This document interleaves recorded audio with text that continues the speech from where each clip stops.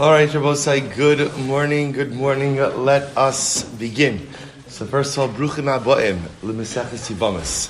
What an incredible zuchos to be able to, Baruch Hashem, yesterday finish Seder Moed, Meseches Chagiga, and Meretz Hashem today begin Meseches Yevamos, Seder Nashim.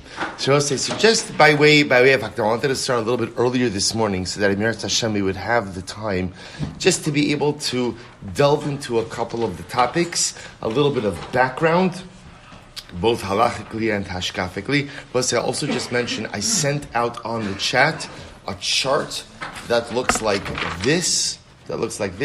There are hard copies here also if you want. They're available on the tables. You're going to see there's some of the charts. I just took them out of the Art Scroll Gemara. Actually, some of the Chevra showed me that apparently I made the same copies, just bigger 7.5 years ago, and handed them out as well. But they're going to be for reference material again, so you can follow on the. Again, I posted it on the WhatsApp chat or physical copy as well. So just by way of introduction. So Meseches Yevamos, as one could imagine, is very much focused on the mitzvah of Yibum.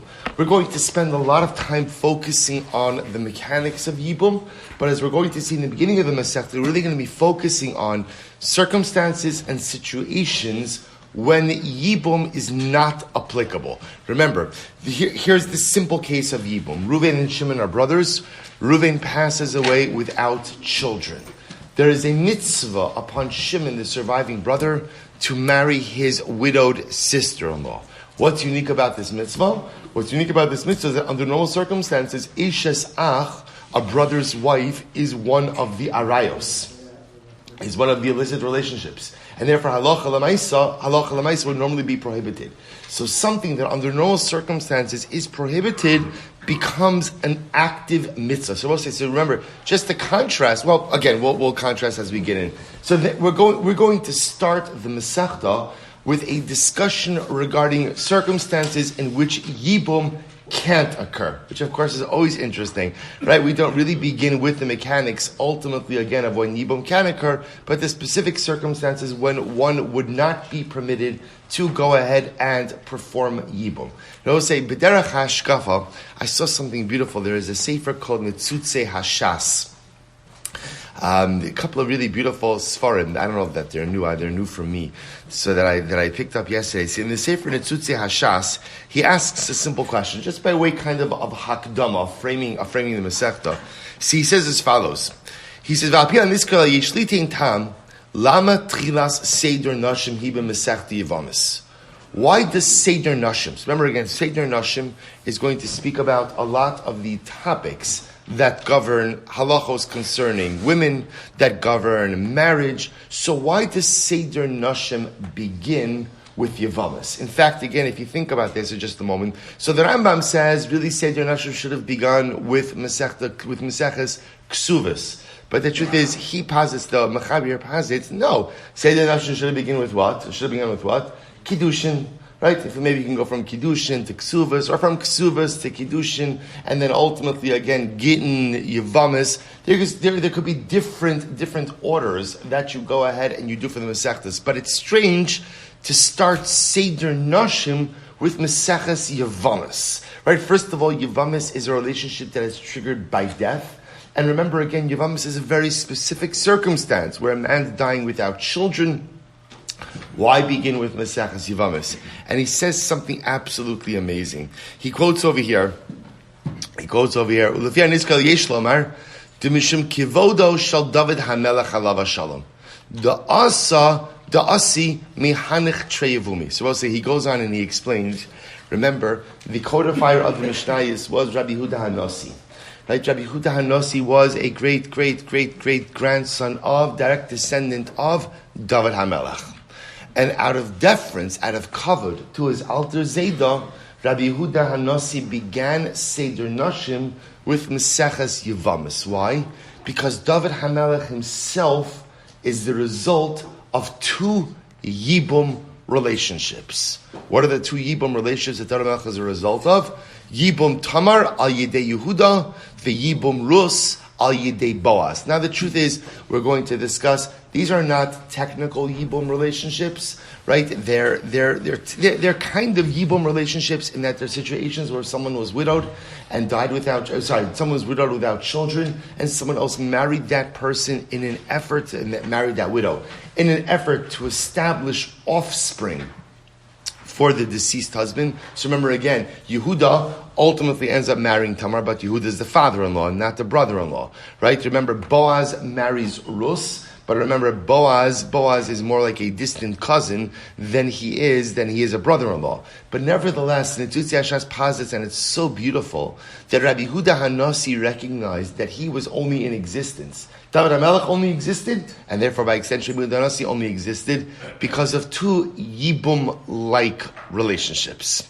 And because of those two Yibum-like relationships, Pasach Rabbeinu HaKadosh Da'asi Minei Seder Zeh B'Mesechta Sha'al Yidei Shema Niskarim Osim Hayibumim Shemehem Ba David HaMelech. And by the way, it's also interesting because remember the name of the Mesechta is Yevamos, which is plural, as opposed to Mesechtas Yibum, right? This Yevamos, which is plural. So ultimately, again, the Netutzi Shas posits that it's a nod. It's Rabbi Yehuda Hanasi nodding to his Alter Zayda and recognizing that he is only the result of these two Yibum relationships. Umehem, listen to this, he goes on, he says, Shemehem ba David HaMelech, Umehem asher titzmach nami gulasenu, upedus nafshina babias Mashiach tzidkenu, semach shmo David ba'atzmo, v'alino tova. Both listen to this. So it's fascinating. So therefore, Rabbi Yehuda Hanasi, the codifier of the Mishnayos, decides to begin Seder Nashim with Meseches Yevamos, ultimately recognizing that Rabbi Yehuda Hanasi, only exists, David HaMelech only existed because of Yibum-like relationships. And I will say, if you think about that for just a moment, then we'll get started with the Mishnah. But if you think about that for a moment, it's really incredibly dramatic because the entire concept of Mashiach comes from Yibum. And if you think about Yibum on a deeper, almost hashkafic level, what Yibum really represents is the ability to bring a geula from Sarah. There's a tragic loss. A man is dying. A man has died without children. A traumatic loss on so many different levels. A loss for his wife, a loss for the opportunity for future generations. And then what does Yibum represent? Yibum represents salvation. Yibum represents Yeshua. Lahakim Shem Lazera Abba was going to see. We tried to perpetuate the memory of the deceased brother. Yibum represents the ability to pull salvation out of suffering. That's what Yibum represents. And I will say that's how we begin Seder Nashim. That's how Rabbi Yehuda Hanasi wanted to begin Seder Nashim.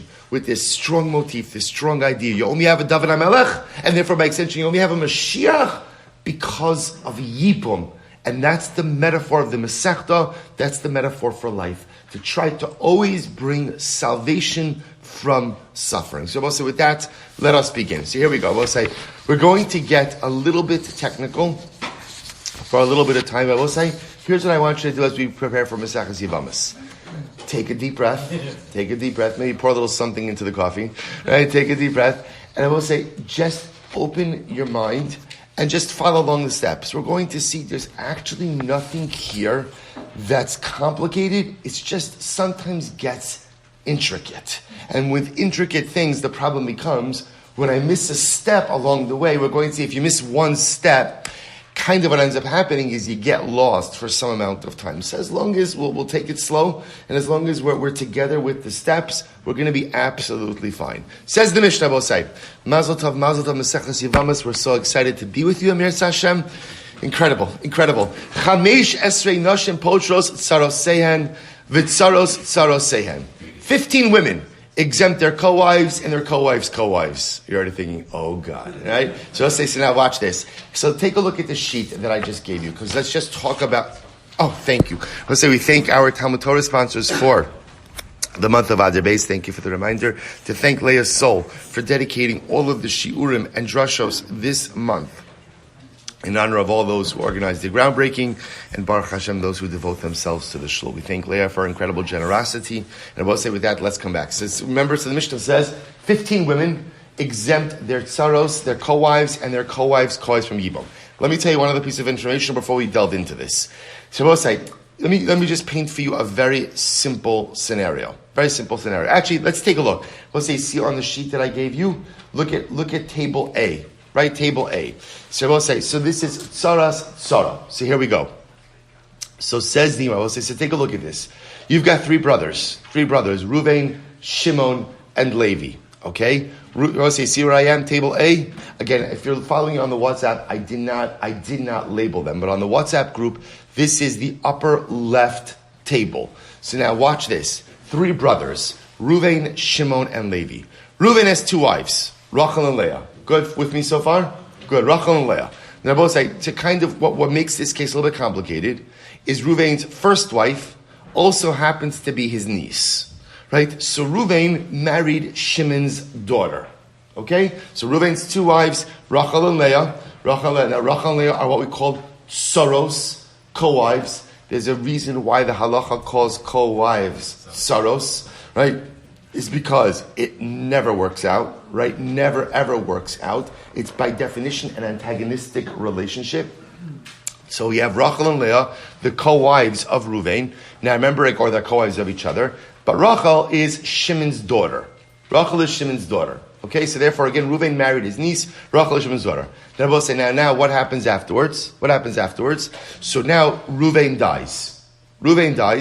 And I will say, so now what ends up happening is that we're going to discuss, interestingly enough, what occurs when there's Yibum with multiple brothers, who's obligated to do it. Okay. Now I will say, what happens in this case is something very interesting. Remember, when Ruvain dies, Shimon can't do Yibum. Now remember, when you look at this, who can't Shimon do Yibum with? Right? Rachel. Why? Rachel is his daughter.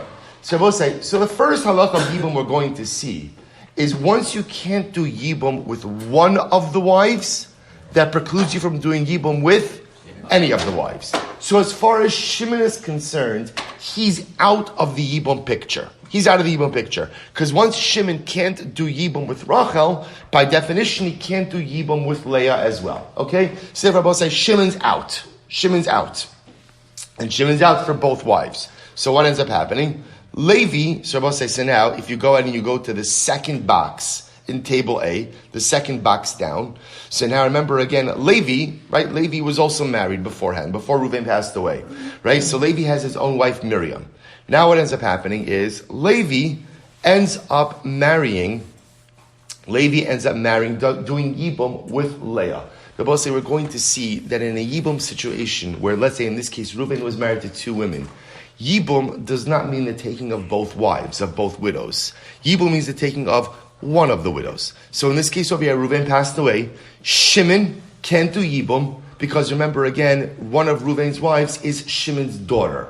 So therefore, again, Shimon is out because, again, remember, once he can't do Yibum with one wife, he can't do Yibum with either of the wives. Okay, so go down on table A to box number 2, second box in the middle, or second section in the box, I should say.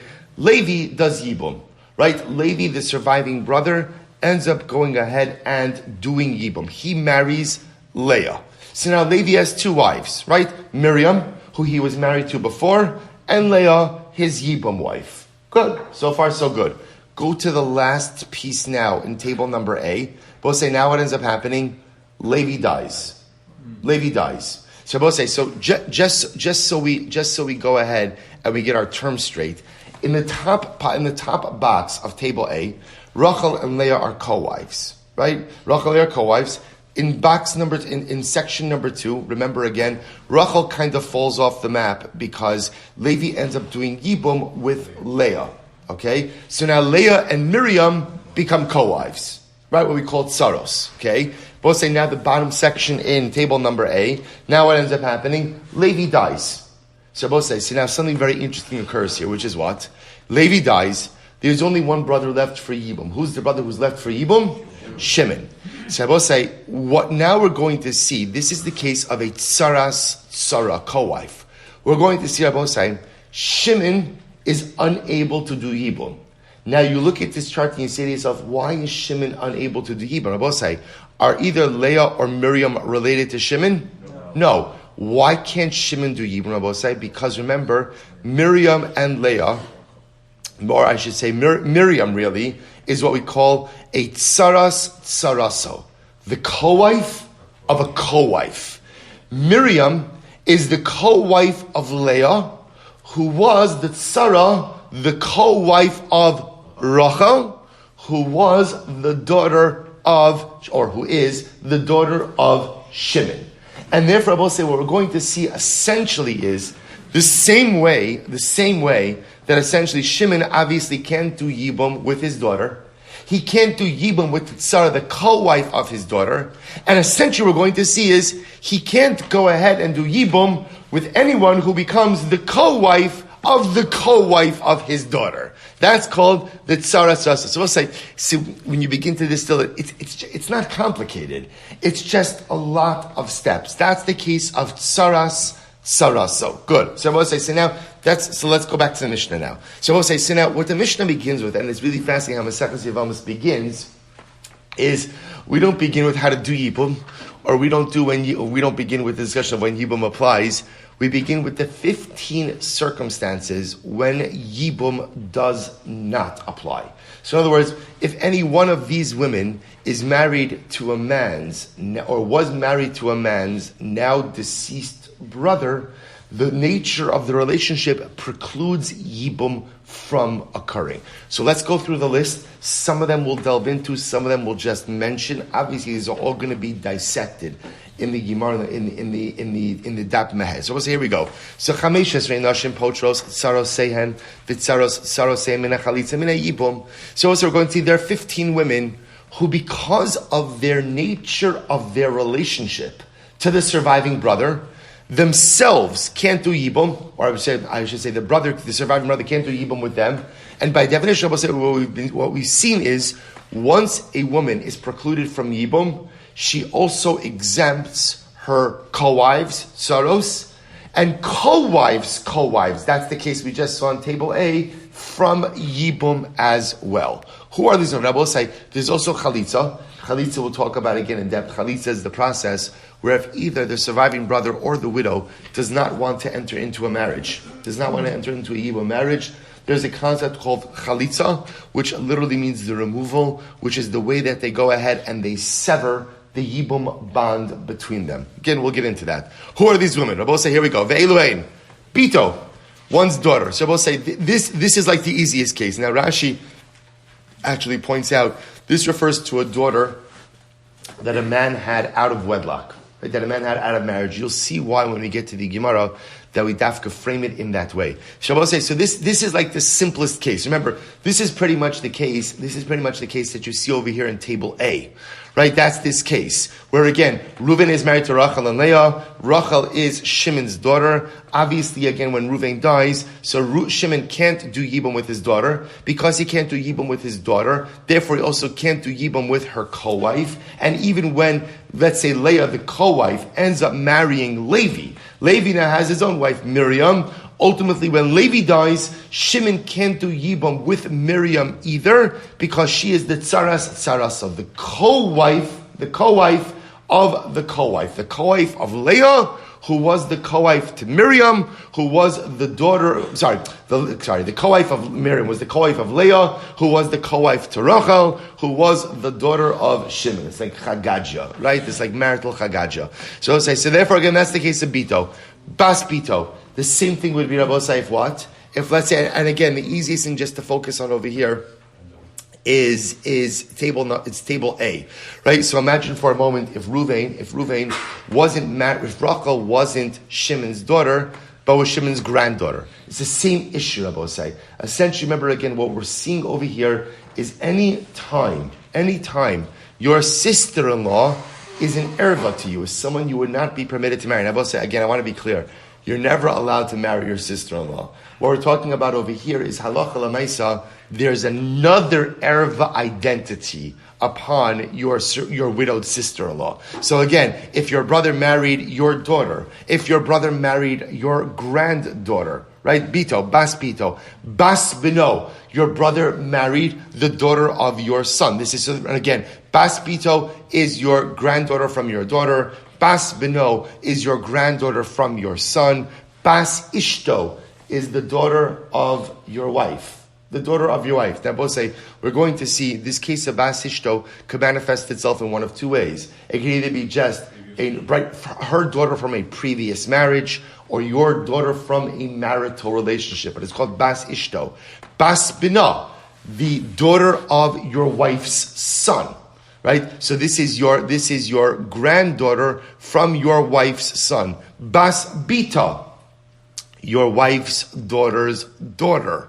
Chamoso. So we'll say, so again, all of these cases, it's the same theme. In all of these situations, halacha l'maisa, you can't marry any of these people. They're an erva. Therefore, but your brother can. Your brother can, right? So we'll say, your brother can marry your daughter. Your brother could marry your granddaughter. Your brother could marry your wife's daughter. All of these relationships are permitted to your brother. The problem is, if the brother dies without children, all of these women now fall before me for yibum. And I can't do yibum. I want to point out something amazing. Just understand, as I mentioned in the Hakdama, yibum itself permits a forbidden relationship. But yibum only permits one type of forbidden relationship, right? It only negates or only lifts or only suspends one type of erva. But if there's another overlaying erva to this relationship, yibum doesn't help. And therefore, again, I say that's all of these cases. So all of these situations, the marriage to my brother was a sanctioned marriage. Now we have a problem because I can't do yibum with these women. Once I can't do yibum with these women, then the Mishnah says, halacha l'maisa, then what? Then not only is the woman exempt from yibum, her co-wife is exempt from yibum. And again, as we saw, the tsaras saraso. Even should she marry another one of the different brothers, ultimately the co-wife of the co-wife is also exempt from yibum. Let's continue going through the list. Chamoso, your mother-in-law. They will say, this is an interesting case. Right? What's the case of chamoso? Right? The case of chamoso is, let's say, my mother-in-law is widowed. Right? And what happens? So, right, what happens? My mother. So, we'll discuss exactly, right? So, we'll say, no, remember again, yibum is not a din in the childlessness of the woman. It's a din in the childlessness of the man, the deceased brother. So, in this case over here, right, mother-in-law became widowed. So, father-in-law, we'll just call him Ruvain. Ruvain's father-in-law passes away. Right? His mother-in-law is single now, obviously. His mother-in-law marries Shimon, his brother. I don't know, whatever, right? So, right, your brother-in-law married, we'll say, there's going to be like a lot of these cases where you scratch your head and you say, huh? Right? Just leave it. Just leave it alone, right? Let it be like we learned, like in Chagiga, there are certain things you're not supposed to ask about, malifnim, malachor, malamala, malamata. Don't ask, just go with it. Hey, so we'll say, so ultimately in this case, Shimon marries his brother's mother-in-law. Permitted relationship? Absolutely.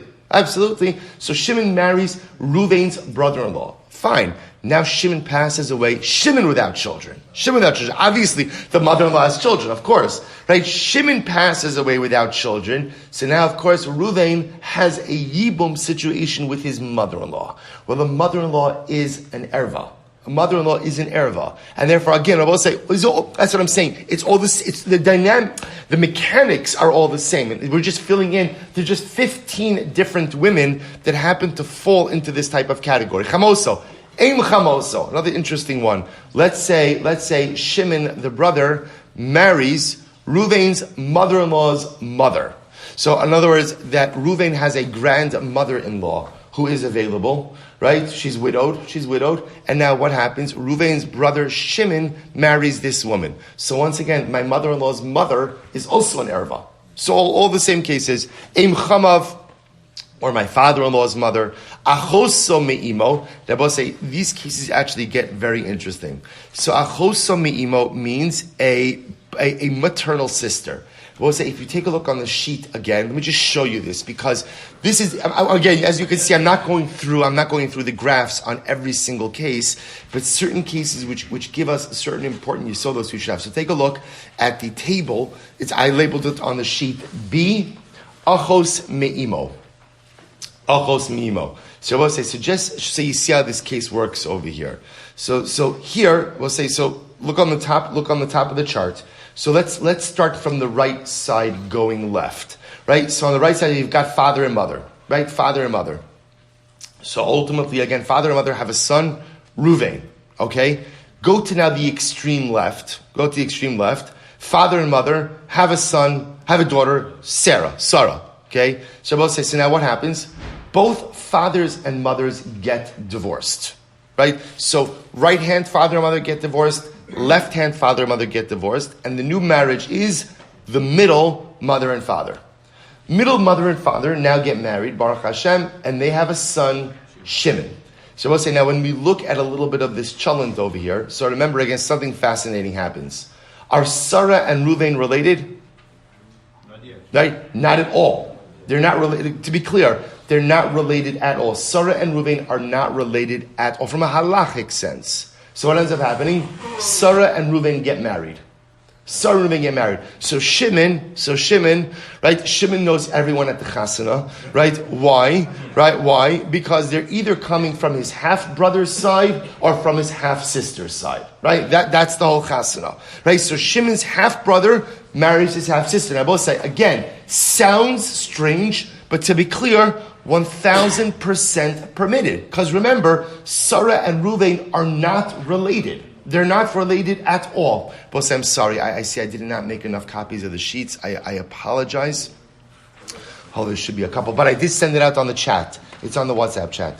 So I will say, so just so you see what happened over here, is so Sarah and Reuven get married, totally permitted. So what happens now? I will say now, unfortunately, Reuven passes away. And Reuven passes away without children. So I will say, what do you have a situation over here? Of Shimon having a Yibum situation with his maternal sister. Shabbos say what you begin to see over here is that a maternal sister is an erva. That's the point the Mishnah is making over here. But so we're going to see, by the way, something very interesting happens. Yibum is actually only with a paternal brother.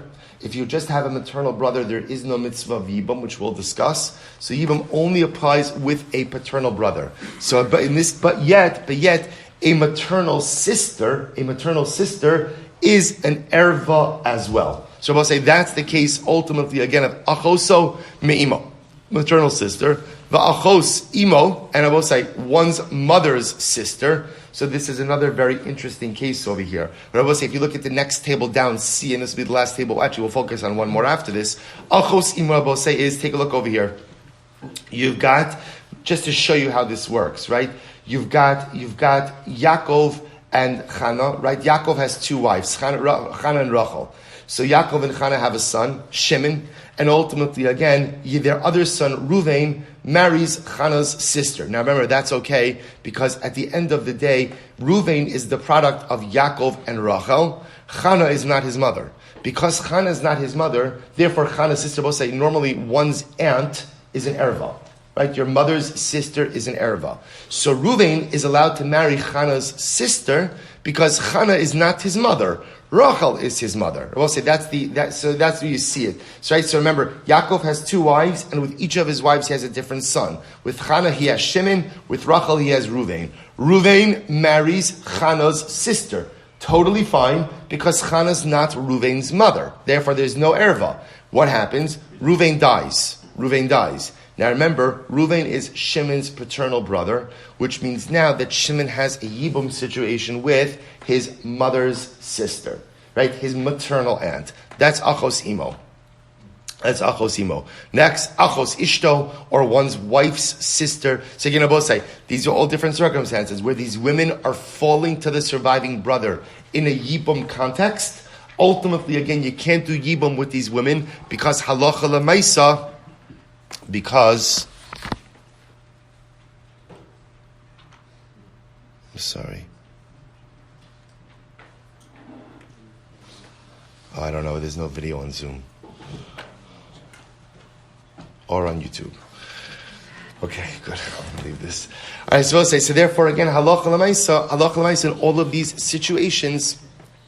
In all of these situations, ultimately, again, Yibum is going to be prohibited. So we'll say, let's go right there. So the Gemara says, Va'achos imo, va'achos ishto, ve'eshes achiv. Similarly, again, on the wife of one's brother, Eshes achiv, the wife of one's brother. So ve'eshes achiv me'imo. Now we'll say, this is actually interesting. This is a maternal brother's wife. A maternal brother's wife. So Eishes Achiv Mi'imo Amud Beis Rabosai. So again, we're going to see some of these cases a little bit more in depth. Ve'Eishes Achiv shelo haya ba'olamo. And I will say, this is another fascinating case. Eishes achiv shelo haya ba'olamo is the case of a brother's wife when the brother was not in this world. Now, this is really fascinating. Let's first take a look at Rashi. And Rashi says as follows: Eishes achiv shelo haya ba'olamo. So I'll say, so literally translated, it means we're going to see where the surviving brother was not alive at the same time that the deceased brother was alive. Two brothers who were not alive at the same time. So I'll say, take a look at Rashi. Eishes achiv shelo haya ba'olamo. Rashi says, Kigon, Ruvain shemes below banim. Here's the case. Ruvain died without sons. I'm taking a look at Rashi. V'nolad lo ach la'achar misa. So we'll say, here's the fascinating case, right? So Ruvain ultimately goes ahead and Ruvain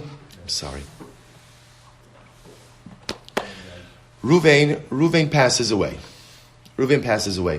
And after Ruvain passes away, Ruvain's mother has another son. Right? So therefore, again, Ruvain has another brother, Shimon. But Shimon was born after Ruvain's death. So Kigon Shem Ruvain meis below banim. Ruvain dies without children. V'nolad lo ach la'achar misa.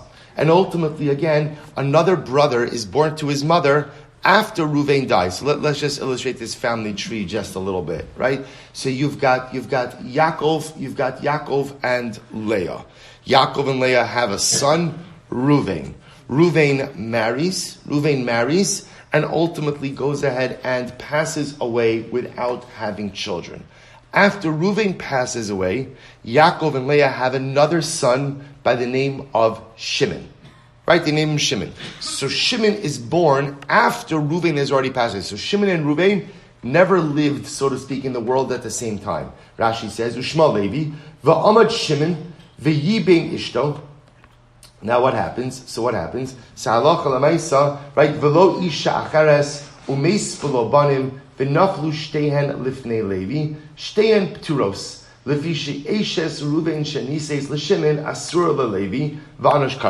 just to illustrate this over here, if you take a look at table D, so we'll say in table D, you'll see one of the final situations over here. So here you have a following situation. So remember again, actually, really, it's the same. Really, the principle, without even getting into the table, the principle is a simple one. The mitzvah of Yibum only applies to a paternal brother who was alive at the same time that the now deceased brother was alive. But halacha l'maisa, again, if let's say there are three brothers, like if there are three brothers, Reuven, Shimon, and Levi. Reuven and Shimon were alive at the same time, right? Levi was not. I'm switching around the names a little bit. Levi was born afterwards, right? So we'll say, so now Reuven passes away. Let's say again, Shimon marries, Shimon goes ahead and does Yibum. Ultimately, again, if Shimon were to pass away, Levi can't do Yibum with any of these wives. Why not? Because halacha l'maisa, Levi was never alive at the time of Reuven's initial marriage. So because of that, halacha l'maisa, Yibum becomes prohibited. That's what's called Eishes ach shelo haya ba'olamo. A brother's wife who was not alive at the time, or I should say not a brother's wife, a brother who was not alive at the time of his now deceased brother's original marriage. Good. We'll see. So again, if you look at the table in letter D, so again, whatever, actually, let's go weiter. You could see it. Again, we'll delve into the intricacies. Sometimes it's hard to delve into the intricacies of these cases now, but Amirat Hashem will see it. So the Gemara goes weiter. Vikalaso. And ultimately, again, one's daughter-in-law. So I will say, so this is another interesting case. If you look at Rashi, Kalaso is Shemes Bino. I will say, here's the case, right? Where let's say a person's son is married, but then the son passes away. And I will say, what ends up happening? Halacha l'maisa, the man has a son passes away. Now, what happens is the daughter-in-law ends up marrying the man's brother. Let's give names, right? Reuven has a son, right? Well, let's call you Yaakov has a son, right? Yaakov's son is Reuven. right? Yaakov's son is Reuven. What ends up happening? So Reuven ends up getting married, right? Reuven gets married, and Reuven passes away. Now what happens is that, actually no, I should have illustrated it, well, whatever, right? So then what ends up happening? So right, Yaakov's son Reuven gets married, and now Reuven passes away. So Yaakov's daughter-in-law now marries Reuven's brother. Permitted relationship? Absolutely. The problem is now that when Yaakov's brother passes away, so Yaakov's daughter-in-law falls to him in Yibum. And of course, that is going to be problematic. So we'll say, that's the case of Kalaso, the case of daughter-in-law. So we'll say, Hari Elu Potros Sarosehen Vitsaros Saroseh Mina Chalitza Umina Yibum. So we'll say, this is the exhaustive list of the 15 women who themselves are exempt from Yibum. So again, I will say there are three pieces over here. The first stage of this is all of these 15 women are an erva. So therefore, if any of these 15 women fall before the Yavam for Yibum, Yibum is illegal. Yibum can't be done. Now, I will say, when Yibum can't be done, we're going to see there's no Yibum, there's no Chalitza. The relationship itself never gets started. So I will say, so all these 15 women can't do Yibum, and what we see from the Mishnah is because they can't do Yibum, who else can't do Yibum? Their co-wives. So I will say, so in any of these situations where the brother passed away, and let's say again the erva wife, there are other wives over here also, just like the erva is exempt from Yibum, so to what? Any of the co-wives, the tsaros, and not only that, but even should one of the tsaros do Yibum with another one of the surviving brothers, if that surviving brother passes away, so ultimately again, that surviving brother's wives become prohibited to Yibum to the original surviving brother because they are called tsaros, the tsaros. They are called the co-wives. Of course, Rabbi will say that was table A. Good. So Rabbi will say, so that's the Mishnah goes on. And ultimately, again, all of these women are exempt from Yibum, from Chalitza ad sofa olam. V'kulam imesu o mianu o niskarshu, o shenimtsu ailunis, sarosehen mutaros. I will say, now here's what's interesting. So in all of these cases, the erva scenario is intact at the time that the deceased brother passes away. What if, for example, we'll say, let's just use a very simple case. Let's go back to table A for just a moment. Right? Just let's illustrate this with the easiest case. So we'll say, the way we started this is, remember again, three brothers, Reuven, Shimon, Levi. Reuven is married to two women, Rachel and Leah. And remember again, Rachel is Shimon's daughter. Right? Rachel is Shimon's daughter. So I'll say, so again, this was the simplest case. Reuven now passes away. Shimon can't do Yibum. And Shimon can't do Yibum with Rachel because ultimately, again, she is his daughter. And because he can't do Yibum with Rachel, he also can't do Yibum with Rachel's co-wife, Leah, because she's what's called Itzaras Erva. Right? She's the co-wife of an Erva. So I will say, so here's what's interesting to note. What's interesting is as follows. Let's say in this same case, Reuven divorced Rachel. Right? So Reuven is alive and well. That's the case over here. Mesu, right? So, or let's say, for example, Rachel passed away. She predeceased Reuven. Or Reuven went ahead and divorced Rachel before his death. Or Rabbi say, Mianu. So Miun, Rabbi say, is the interesting, Miun literally means refusal. Miun is the interesting halacha, which is, we know that a father has the biblical ability to marry off his minor daughter. And it actually creates biblical kiddushin. If there's no father in the picture, a brother, an older brother, or a mother have the ability to marry off a daughter / a sister, but that marriage is only d'Rabbanan. Because it's only d'Rabbanan, it can be dissolved very easily through something called miyun. All it requires is refusal. The idea that the Mishnah is highlighting over here will say something fascinating, which is, let's say halacha l'maisa, the marriage was dissolved prior to the death of Reuven. So now I will say, in this case over here, just focusing on table A, Reuven was married to someone who is an erva to his brother Shimon. But as opposed to when we started, Reuven died and the erva relationship was still intact. In this case, Reuven divorced Rachel, or Rachel passed away, so that at the time that Reuven dies, he has no wife who is an erva to Shimon. See, what the Mishnah is saying is like this. You might have thought that maybe the Havamim is, maybe once Reuven was married to a woman who is an erva to Shimon, maybe that erva status kind of permeates the marriage in its entirety, so that when Reuven passes away, Shimon still can't do Yibum with Leah, the remaining wife of Reuven, who's unrelated to Shimon. Kamash Malan, the Mishnah says, Imesu o mianu o niskarshu o shenimtsu ailenis. We'll talk about that in just a moment. And we'll say halacha lemaisa, in a situation where Reuven divorced Rachel died, Rachel did miyun and therefore dissolved the relationship, or Rachel was found to be an ailenis. So we're going to talk about this. An ailenis is a woman who is incapable of having children, but not just incapable of having children, never develops signs of physical maturation. In such a situation like that, halacha l'maisa, we're going to see there's grounds for mekach tos in a marriage. Mekach tos, Rabbi means, literally translated, right, a mistaken sale. Right, when you enter into a transaction under a certain set of assumptions, and those assumptions turn out to have never been true. That's grounds often for the voiding of a transaction. We're going to leave the islandness on the side right now. We'll say the point over here is, by the time that Reuven dies, who's not in the picture? Using table A, who's not in the picture? Rachel. Right? Rachel's not in the picture. So in all of these situations, in that case, saros sehen mutaros.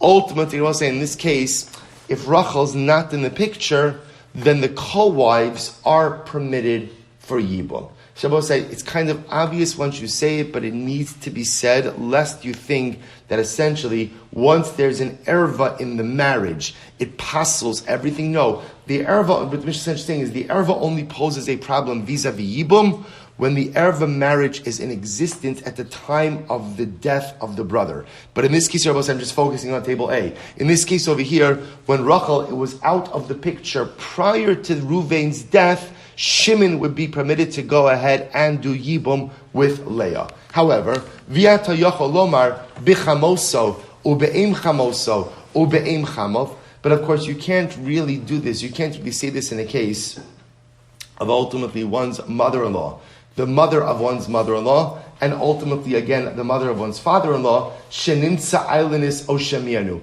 But say all the Mishnah is pointing out is we grouped all of these things together, right? If a woman if the ever predeceased, or she did miyun, or she was divorced, or she was found to be an ailenis. Obviously, the case of one's mother-in-law, the mother of one's mother-in-law, and ultimately, again, the mother of one's father-in-law, you can't be an ailenis in those cases, right? Because an ailenis is women incapable of having children. Obviously, all of these women have already had children. So here's what's interesting. So we did a lot of the work of the Mishnah already. So the Mishnah is going to say, by the way, so let's go back for just a second. So now we've established the principle. What's the principle? There are 15 women who are arayos. 15 situations which, when they come up, preclude Yibum from happening. And when you can't do Yibum, that inability to go ahead and do Yibum affects 3 people, right? Or 3 groups. Who are the 3 groups? Number one, the erva herself. Number 2, Sarah, her co-wife. And number 3, Tsaros, the Tsaros, co-wife of the co-wife, which Rabbi say ends up happening in a situation where one of the co-wives from the first marriage ends up doing Yibum with a secondary brother. If that secondary brother dies, so ultimately all of his wives are precluded from doing Yibum with the surviving brother, who was brother number 1 in the original scenario. Again, that's why I keep referencing table A. Table A is a wonderful, just pictorial display of this whole thing. So I'll say, so now what's interesting is as follows. So we already laid that out. So Ketzad Potros Sarasein. So we'll say, so now interestingly enough, after the Mishnah kind of lays out for us the 15 cases, is by the way, how does this work? So here we go. Ketzad Potros Sarasein. What's an example? Haisabito o achas mikol ha'arayos ha'elu nusuos la'achiv v'lo isha acheres umes kishem shebito petura kach tzarasa petura. So we'll say, so let's just use this for Chazar now. Go back to table A.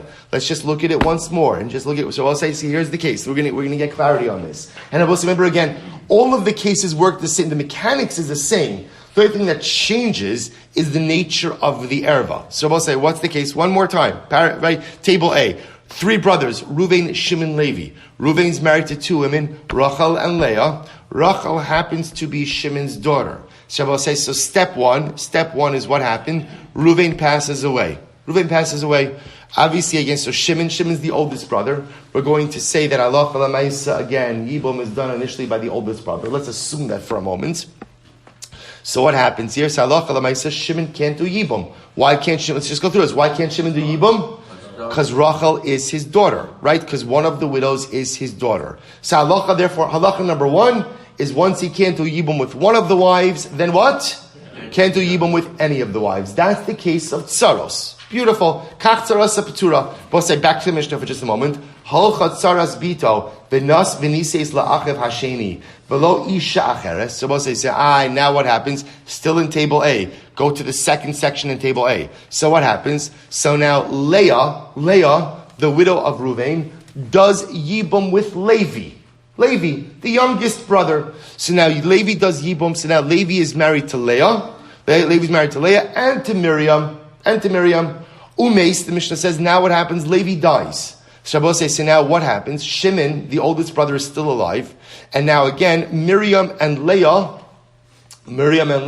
stand before him in Yibum. Now, are either of these women related to Shimon? No. Right? But what are they? Kishim Shetzaras Bito Ptura. So remember again, let's dissect this a little bit. This is the last section in table A. Leah obviously can't do Yibum with Shimon. Why can't Leah do the Yibum with Shimon? Right? She was the co-wife of Shimon's daughter. Right? So Leah is already out of it from the beginning because Leah was the tzara. Leah was the co-wife or is the co-wife of Shimon's daughter. And not only that, kach tzara sepetura. Therefore Miriam becomes precluded from Yibum as well. Why? Because Miriam is what we call the co-wife of the co-wife. She's the co-wife of Leah, who was the co-wife of Rachel, who was the daughter of Shimon. And therefore, again, they're all precluded from Yibum. Afilu heimeya keitzad imesut sarosehen. So the Gemara says, kach tzara tzara sapatura. Va'afilu hein meya. So we'll say ultimately again, Rashi says over here, actually not yet. So Rashi says, I'm sorry, va'afilu hein kuf achim v'holchat saras sarasa shalbito v'nesyabna l'achav ashlishi v'lo isha acheres umeis v'lo barim shtenes. So we'll say, by the way, this case in number one could go even if there are 100 brothers. Otherwise, they're both saying, essentially, as long as one of the wives continues to be the co-wife of someone who is Aser, right, she will continuously invalidate or preclude all of the future wives from doing Yibum as well. Afilu mea ketzad emesut sarosein mutaros. So haisabito o achas mikola arayos elim esos lachas. We'll say, what about the case? So we'll say, so therefore again, that's the illustration. And again, remember, as we saw, all of the 15 women pretty much fit into this same basic framework. Again, the relationships are a little bit different in each case, but the mechanics are the same. But we'll say, well, what's the case? Ketzad and mesut sarasein mutaros. And we'll say, what's the case where if the co-wife dies, the remaining wife becomes mutter to do Yibum? So here we go. Hay sabito achas mikal arayos elin esus la'achiv v'lo isha acheres meis sabito uniskarsha v'achar kach meis achiv sarasa muteres. So we'll say, go back up to just use the table A again. So just to illustrate in a different way. We'll say same thing. Reuven, Shimon, and Levi. Reuven's married to two women, Rachel and Leah. Rachel is the daughter of Shimon. Now we'll say, imagine in this situation what happens. Rachel died. Right? Rachel died before Reuven. Right? So Rachel died before Reuven. What happens? Halacha l'maaseh. Now Reuven dies. Is Shimon allowed to do Yibum with Leah? And the answer is yes. Why? Because Rabbi say, interestingly enough, the erva situation is determined at the time of death. But because, again, Rachel was not in the picture, right? Whether she died, whether she was divorced, whether she did miyun, whatever it is, doesn't make a difference. As long as she's not married to Reuven at the time of Reuven's death, then Reuven's surviving widow is permitted to do Yibam with Shimon. Incredible. So the Gemara says, V'chala yechola l'ma'in v'lo miyana, tzarasa choletzes v'lo mesyabemes. So I will say an interesting final case in the Mishnah. So we'll say, let's go back. I mentioned miyun. So remember again, midah, right? So let's play this out. So let's say a man has a daughter. Let's say she's 11 years old, because that's the age we're talking about. She's 11 years old. Father's allowed to marry her off. Right, fathers? Let's marry her off, and ultimately, again, it becomes a biblical kiddushin. Let's say there's no father in the picture, right? There's no father in the picture. Shabbos says, Salacha l'maisa. What happens? Salacha l'maisa. So now the brother or the mother marries her off. So by the way, we'll talk about why is that permitted, right? Where does that right come from? That is a rabbinic right. Because remember, from the Gemara's perspective, the best thing we could do for a young girl without a father is get her married, right? That provides a level of stability and security for her. So Chazal wanted the mother and the brother to have this ability, but it is only a rabbinic marriage. So as opposed to when the father marries off his daughter, if she wants to get out of the marriage, she needs a get. In a case of rabbinic marriage, as affected by the brother or the mother, all she needs to do is miyun, refusal, which literally means she says, I want out. If she says, I want out, Nabosai, interestingly enough, miyun only works if she does it before she becomes an adult. Right? If she waits till adulthood and remains in this marriage, the fact that she remains in the marriage during adulthood signals to us what? Her acquiescence to this relationship, and it morphs into biblical marriage. We'll discuss this. But if she refuses the marriage before she becomes an adult, then halacha l'maisa, the marriage is dissolved. So I will say, here's an interesting case. What about any situation of yichola l'mayin? Take a look at Rashi. V'chala yichola l'mayin kigon she'erva ketana v'yichola l'mayin v'lo miyana umeis achiv hoil v'kidusha ina elam midrabanan v'zikas nefilas midrabanan ina potera sarasa min chalitza. We'll say, let's go back to table A just one more time, because this is really a riveting case. So I will say, same case. Reuven is married to Rachel and Leah, but Rachel, let's call it Rachel, is not the daughter, but let's call it that Rachel is the sister of Shimon. Let's call it Rachel is the sister, and it would have to be, again, a situation where, obviously, again, she's not the sister of Reuven, right? Shabbos says, so now watch this case. So what happens, halacha l'maisa, Rachel's married to Reuven, and let's say Rachel was married off to Reuven as a kitana, right, as a minor, by her mother or her brother, right, by her mother or her brother. So they now have a rabbinic marriage. Reuven passes away. Shabbos says, so now what's the problem? Is Shimon allowed to do yibum? Now we'll say, look at the fascinating complexity over here. On one hand, you're going to say, could Shimon do yibum? Right? No. Why? Because it's his sister.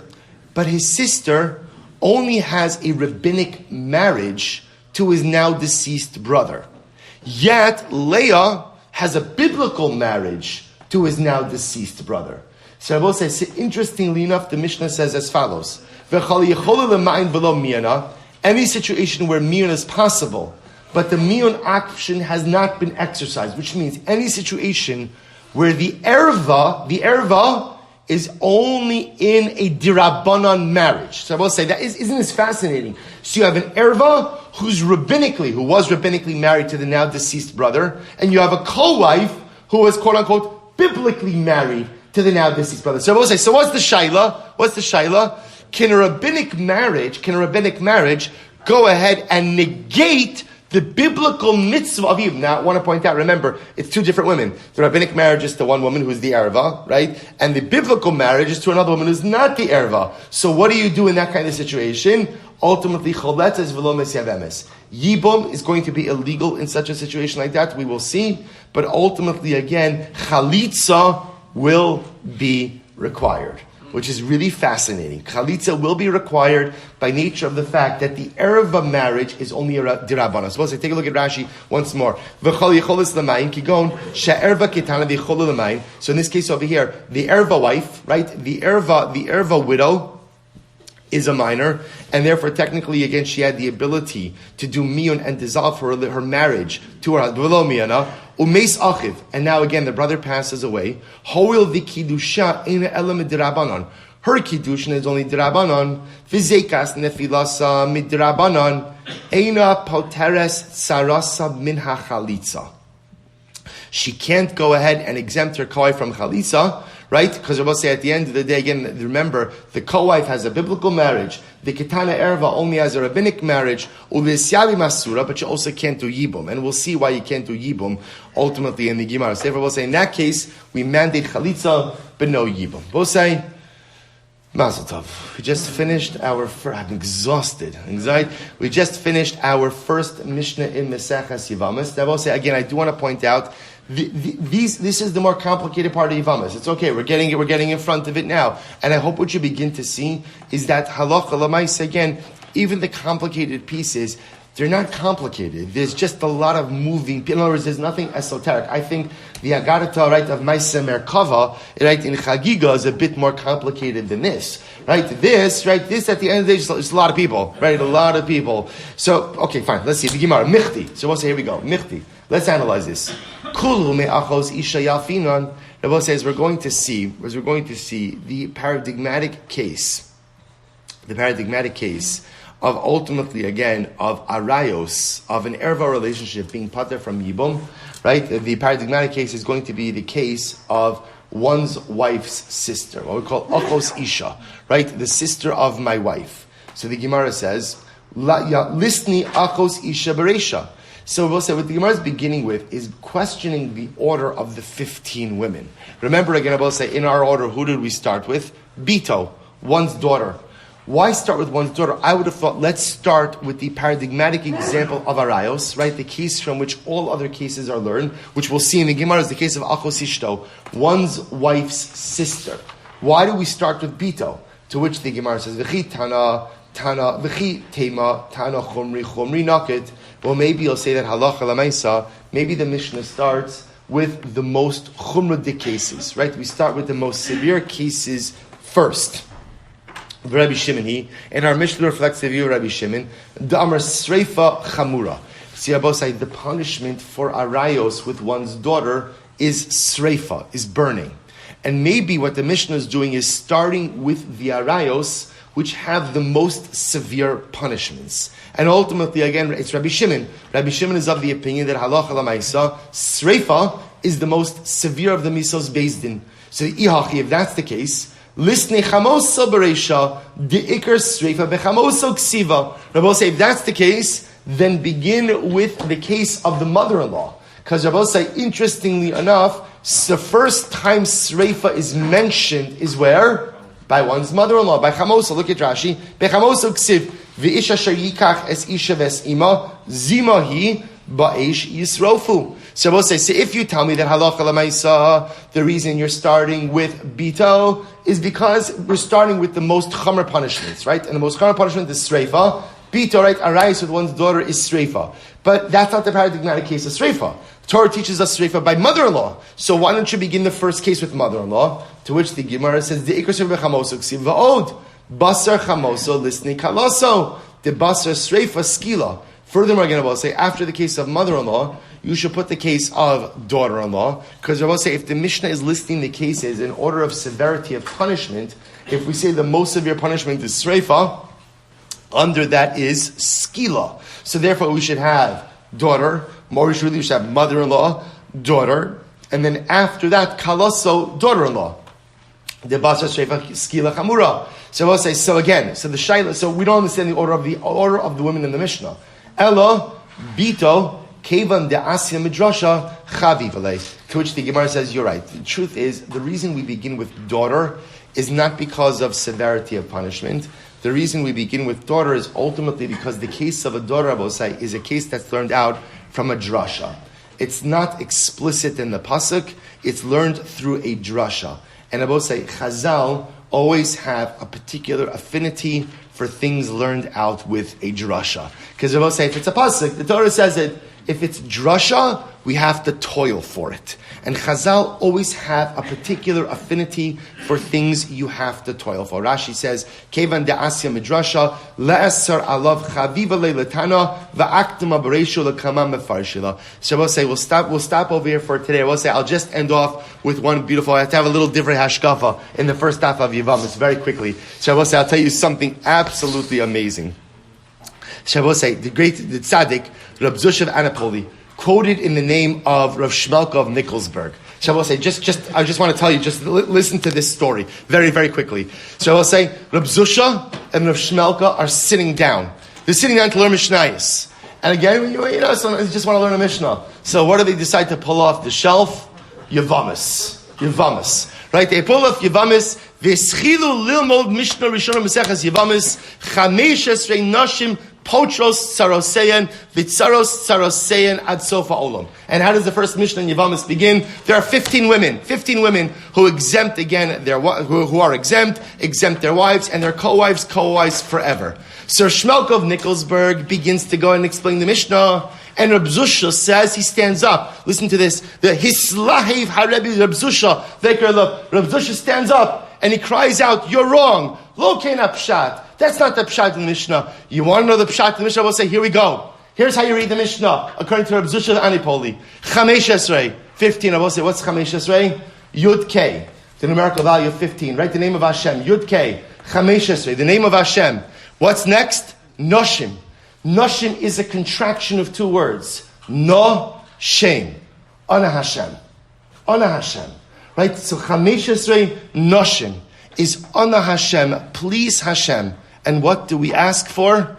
Potros tsaroseim. Exempt us from our tsaros. Says Reb Zusha of Anipoli. Do you want to know how to read the opening line in the Mishnah of Yevamos? Chamesh esrei noshim, Chamesh esrei, please Hashem, noshim, Ana Hashem, potros tsarosein. HaKadosh Baruch Hu, take us out of our suffering, exempt us from our suffering, bring to an end this bitter galus, and ultimately usher in the period of Geula. Shkar Chavosai.